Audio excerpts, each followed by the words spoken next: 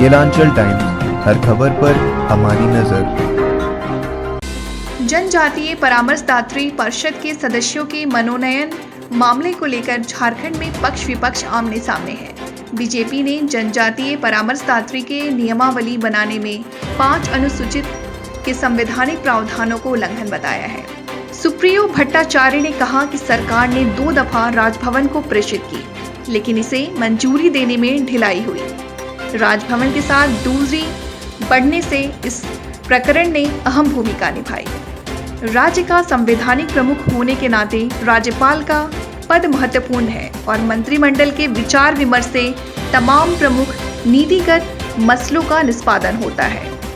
सत्तारूढ़ झारखंड मुक्ति मोर्चा ने इस दायित्व की तरफ राजभवन का ध्यान दिलाया है। कैबिनेट की बैठक में कुछ निर्णय लिए गए थे, कुल 33 निर्णय लिए गए थे। इसमें एक बड़ा उल्लेखित निर्णय था, वो था टीएसी के नियमावली के परिवर्तन से और कैबिनेट के बैठक के बाद एक नोटिफिकेशन जारी हुई जो ये इसमें नियम कायदे सभी कुछ उल्लेखित है।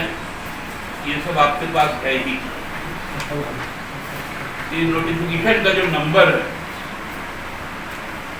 11-03/03/01/2021 dated 4th June 2021 in exercise of the powers confirmed by Part B, subparagraph 3 of paragraph 4 of the 5th schedule to the Constitution of India, the Governor of Jharkhand is pleased to make the following rules, namely Jharkhand Tribe Advisory Council Rule 2021। ये notification के द्वारा स्पष्ट तौर पे, क्योंकि राज्य सरकार का सभी कामकाज राज्यपाल के नाम पर ही होता है और संविधान के प्रावधान के तहत जो राज्यपाल है वही राज्य की सरकार भी, उन्हीं के मर्जी अनुसार ये नियमावली में बदलाव किए गए। अचानक से भारतीय जनता पार्टी के हमारे मित्रगण कल रविवार छुट्टी का दिन था, गवर्नर से मिलने चले गए। कहने लगे कि ये अधिकार राज्य मंत्री परिषद को नहीं है, ये अधिकार राज्यपाल के अधिकार पर अतिक्रमण है। इतना गलत तथ्य की जानकारी प्रेस के माध्यम से दी गई।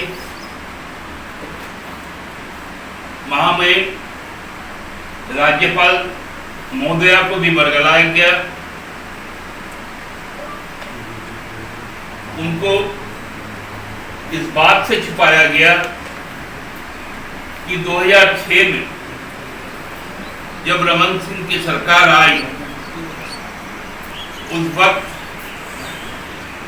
उन्होंने इसी प्रावधान के तहत छत्तीसगढ़ का ट्राइबल एडवाइजर काउंसिल के नियमावली में संशोधन किया था और वो भी ठीक इसी प्रकार का नोटिफिकेशन था। उसके खिलाफ बीके मनीष जी जो रायपुर के रहने वाले थे, वो एक PIL फाइल करते हैं 19/11/2012 को। वो PIL रिट पिटीशन जो होता है उसका नंबर है 23/2012। उस पे छत्तीसगढ़ उच्च न्यायालय के मुख्य न्यायाधीश न्यायमूर्ति यतीन्द्र सिंह जी और न्यायमूर्ति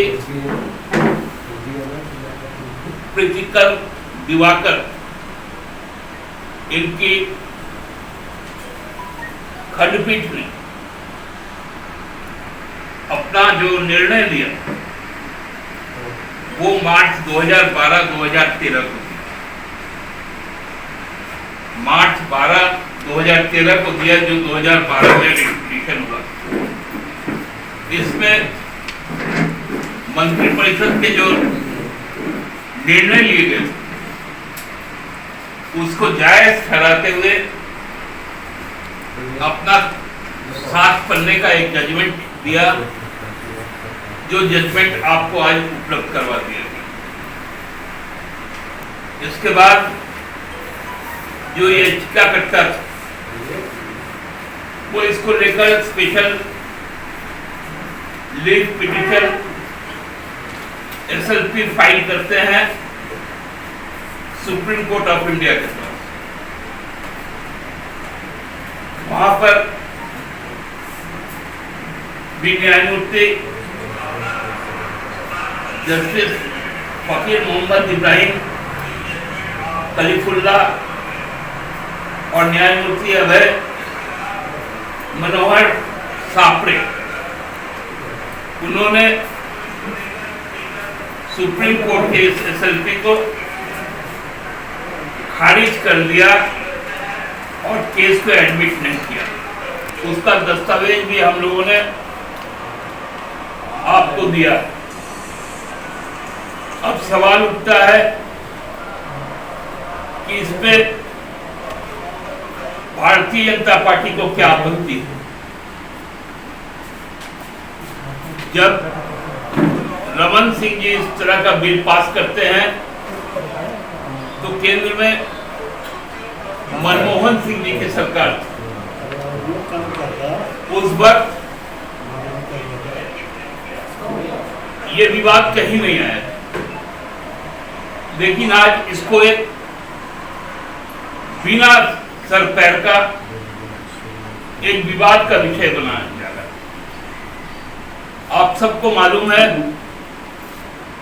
कि राज्य सरकार के 2019 में बनने के बाद TAC के गठन को लेकर हमारी सरकार ने 2 बार राज्यपाल महोदय के पास सदस्यों की नामों की सूची भेजने का काम किया, लेकिन दोनों बार माननीय राज्यपाल जी महोदया ने उस सूची को ना मानते हुए लौटा देने का काम किया। ये प्रेसिडेंस है कि राज्यपाल अपना कोई भी निर्णय वो बिना राज्य सरकार के परामर्श और निर्णय के बिना नहीं ले सकते, और ये संवैधानिक प्रावधान भी है अनुसूची 11 के तहत। लेकिन राज्य सरकार के द्वारा भेजे गए नामों पर आपत्ति करना, वो भी लगातार 2 बार, कहीं ना कहीं दर्शाता था कि राजभवन शायद इस सरकार के आसीन होने से खुश नहीं है, और इसीलिए संवैधानिक प्रावधानों के तहत ये कानून बनाना पड़ा, क्योंकि 5th शेड्यूल में जो TAC है उसके अध्यक्ष जो मुख्यमंत्री हुआ करते हैं, उनका ट्राइबल होना भी उतना ही जरूरी है जितना कि TAC का होने का जरूरी। लेकिन विगत 5 वर्षों में एक नॉन ट्राइबल द्वारा टीएसी की बैठकों की अध्यक्षता की गई।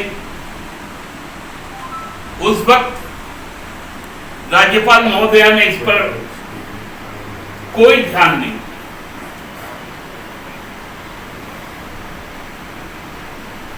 आज चूंकि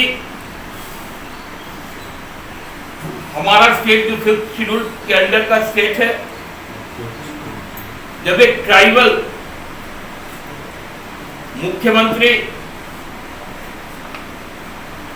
ट्राइब्स के कॉन्स्टिट्यूशनल जो शील्ड है, जो कवच है, उसको बचाने का काम कर रहा है, तो कहीं ना कहीं भाजपा के नेताओं को तकलीफ होने लगी।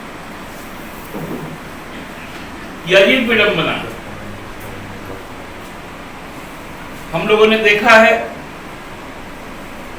कि विगत दिनों कई सारे यूनिवर्सिटीज में सीनेट सिंडिकेट का सदस्य मनोनीत कर दिया गया। गुलाम विश्वविद्यालय में भारतीय जनता पार्टी के जो सक्रिय पदाधिकारी और सदस्य, उनको एक तरफा सीनेट सिंडिकेट का सदस्य मनोनीत कर दिया गया। राज्य सरकार से किसी तरह की सलाह नहीं ली गई। कई विश्वविद्यालय के कुलपतियों का कार्यकाल में विस्तार दे दिया गया, उस पर भी कोई विचार नहीं हुआ। अब जब सरकार अपने दायित्व का निर्वहन करने जाती है, तो भारतीय जनता पार्टी के लोगों को तकलीफ होने लगती है। केलांचल टाइम्स, हर खबर पर हमारी नजर।